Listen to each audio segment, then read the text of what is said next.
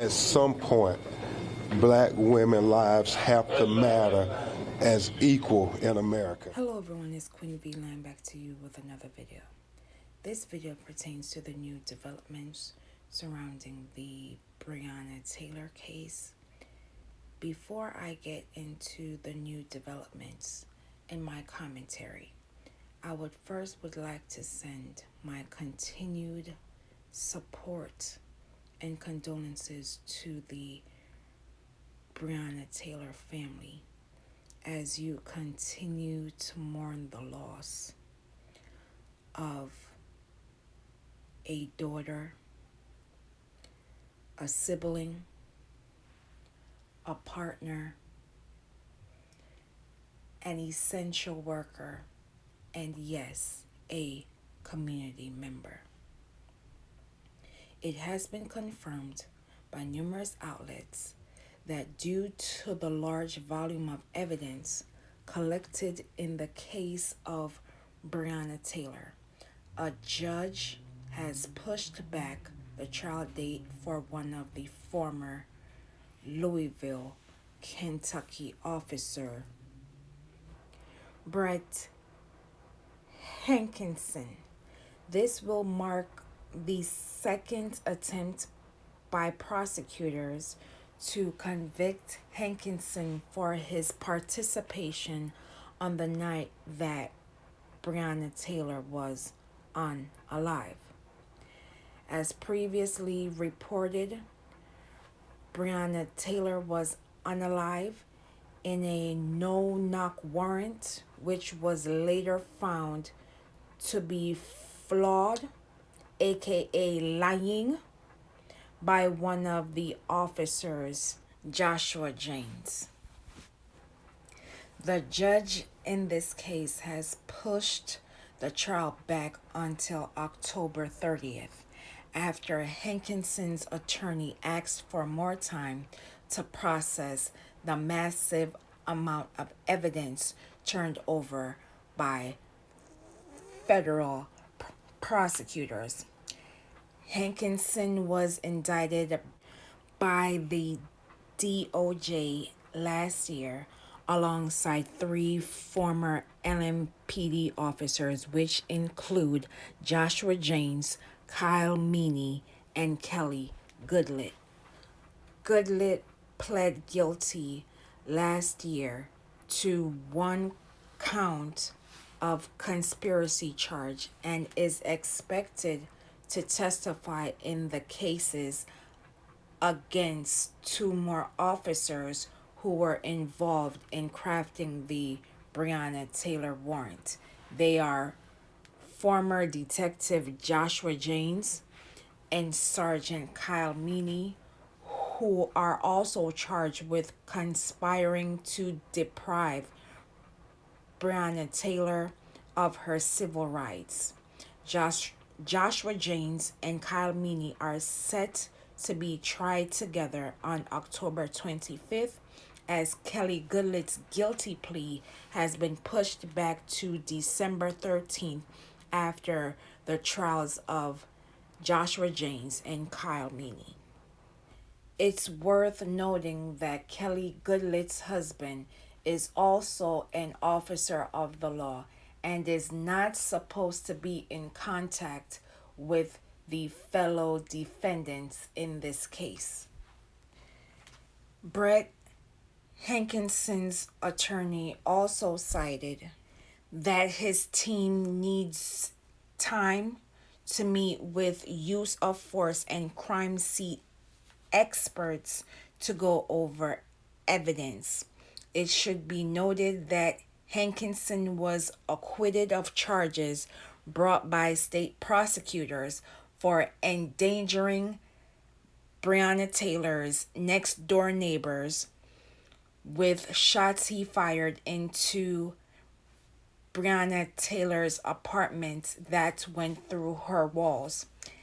Hankison retreated from the open doorway and fired 10 bullets into a sliding door and window on the side of Breonna Taylor's apartment. It should be noted that Hankison was charged for endangering Breonna Taylor's white neighbors and not her black neighbors who were also affected during this no-knock warrant. In addition, federal charges accuse him of endangering neighbors along with Breonna Taylor and Kenneth Walker, who was her partner at the time. Not only did the DOJ conducted an investigation regarding Breonna Taylor, but they also did an investigation regarding the Louisville Metro Police Department and Louisville Jefferson County Metro government, in which they found a pattern or practice of conduct that violates the U.S. Constitution and federal law. They found that the LMPD used excessive force, including unjustified neck restraints and unreasonable use of police dogs and tasers, conducted searches based on invalid warrants, unlawfully executed searches without knocking and announcing, unlawfully stops, searches, detains, and arrests of persons during street enforcement activities, including traffic and pedestrian stops, violating people's rights in protected free speech, critical of policing, and along with Louisville Metro, discriminates against people with health disabilities when responding to them in crisis.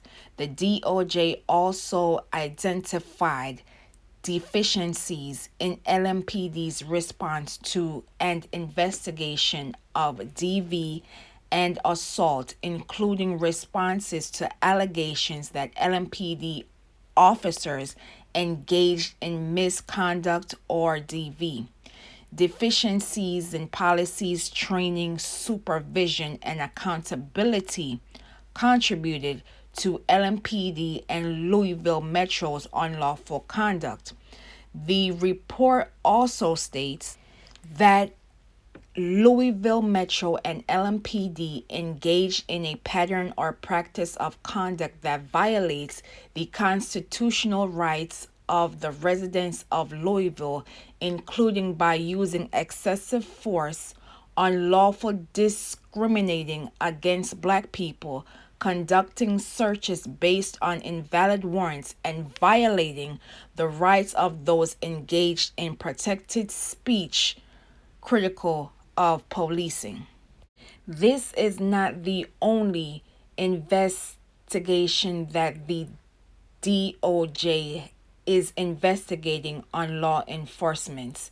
This is one of 8 agencies that the Justice Department Civil Rights Division is doing an ongoing investigation on. They include the Minneapolis Police Department, the Phoenix Police Department, the Mount Vernon, New York Police Department, the Louisiana State Police, the New York City Police Department Special Victims Unit, the Rochester MA Police Department, and the Oklahoma Police Department. Now you will watch this brief news clip and I will be back with my commentary. Breonna Taylor, while police were executing a no-knock warrant, officers killed the 26-year-old woman after her boyfriend fired a gunshot. Jeff Pegues is at the Justice Department in Washington. He's got more on this story. Jeff, these details are very troubling. Yeah, this is a scathing report, Gail, and it outlines unlawful conduct by the Louisville Police Department and really a culture of racist behavior. This is a report that was started after the death of Breonna Taylor, but one city leader told the Department of Justice that it's really just a symptom of problems in the city. This conduct is unacceptable. It is heartbreaking. Attorney General Merrick Garland called the Justice Department's findings an affront to the people of Louisville. The DOJ report concluded that Louisville officers routinely use force disproportionate to the threat or resistance posed, unnecessarily using neck restraints, police canines, and tasers, often without facing consequences. Some have videotaped themselves throwing drinks at pedestrians from their cars, insulted people with disabilities, and called black people monkeys, animal, and boy. The report found officers discriminate against black people, searching them more than twice as often as white drivers at traffic stops. It also said a significant number of search warrant applications failed to establish probable cause, with more than 60% of no-knock warrants and forced entries into buildings carried out against black people. In the case of Breonna Taylor's 2020 death, police were executing a no-knock warrant that one officer has since admitted contained falsified information. Months later, the city passed legislation it called Breonna's Law, banning no-knock warrants. I don't even know what to think. Tamika Palmer is Taylor's mother. It's heartbreaking to know that everything you've been saying from day one has to be said again.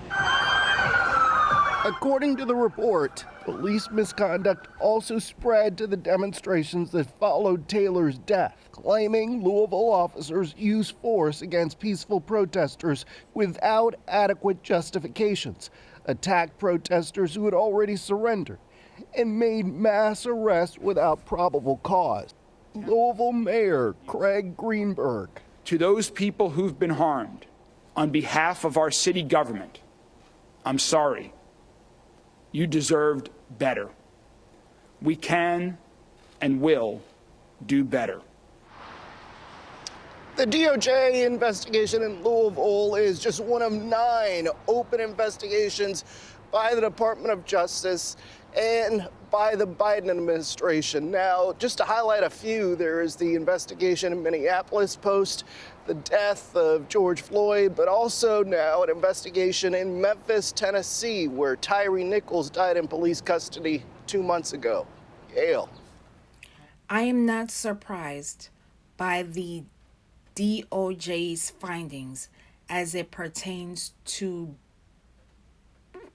Breonna Taylor and the LMPD and Louisville Jefferson County Metro government's conduct as it pertains to them violating persons' rights. As it pertains to Miss Taylor, after her initial unaliving, the LMPD went out of their way by not putting her name in the report.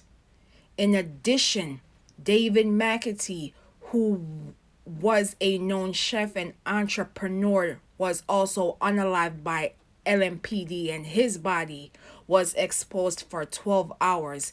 Neither of their unalivings were reported by the LMPD, and Daniel Cameron, who is the Attorney General of Kentucky, has gaslit not only these families, but the community, state, and country by trying to justify not seeking justice.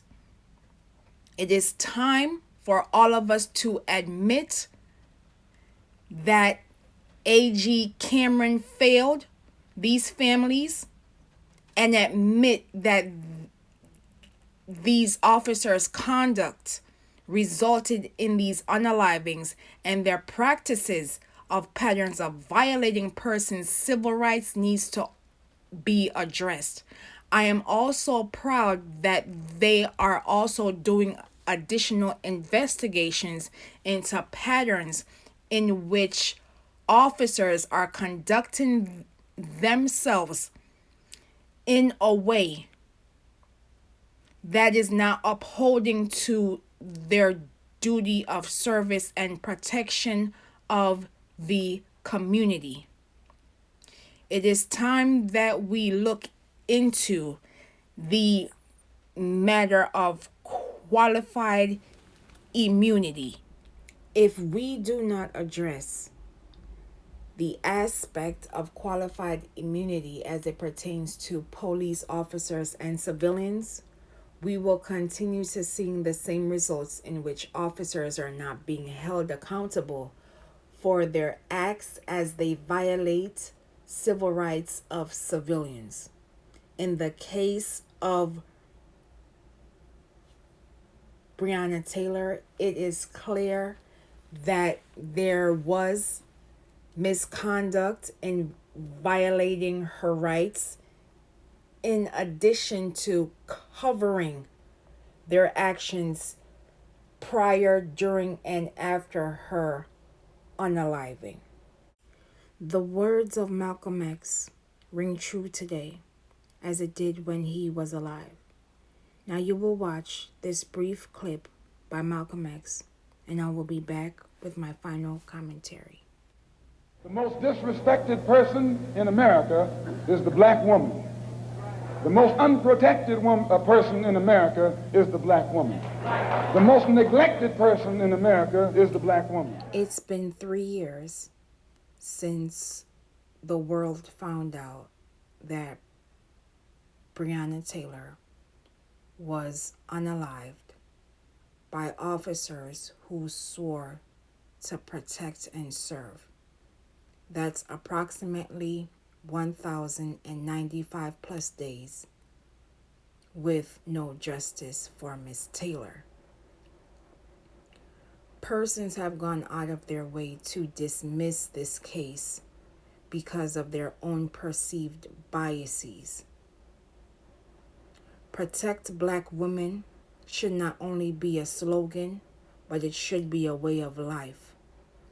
Say their names, known and unknown. Say her name, Breonna Taylor. Justice for Breonna Taylor. And as always, please be safe out here, and I will see you in the next video.